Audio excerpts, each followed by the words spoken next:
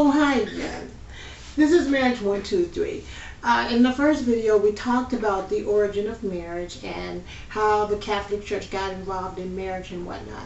Well, we'll go back over that one more time. When did religion become involved? Well, as the Roman Catholic Church became more powerful in Europe, the blessings of the priest became necessary for marriage to be legally accepted.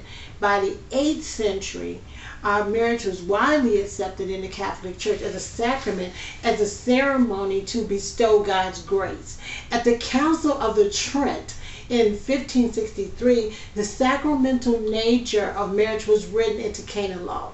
Did this change the nature of marriage? Well, church blessings did improve the lot of wives. Men were taught to be more, to show greater respect for their wives, and were bidden for divorcing them.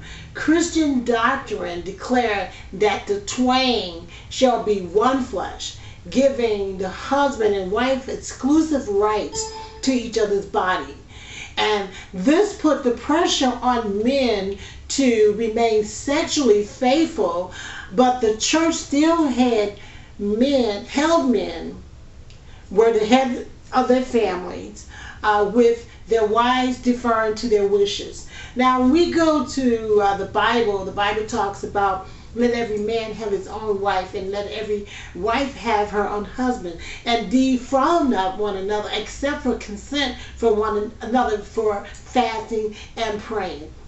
So as you see, the church does enter into marriage at this date. Well, did this change the picture of marriage? Well, later than you think. For much of human history, couples were brought together for practical reasons, not necessarily because they fell in love. Of course, many marriage couples came to feel deep mutual love and devotion for each other. But the idea of romantic love as a motivating force for marriage goes way back to the Middle Ages. Naturally, many scholars believe that the concept intended by the French, its motto was the knight who fell intense love for someone else's wife, as in case of Sir Lancelot and King Arthur's wife, Queen Guinevere. 12th century advice literature told men to woo the object of their desires by praising her eyes, her hairs, her lips. In the 13th century, Richard de Fonteville, physician of the King of France, wrote Advice on Love, in which he suggested that the woman cast her love flirtatious glances.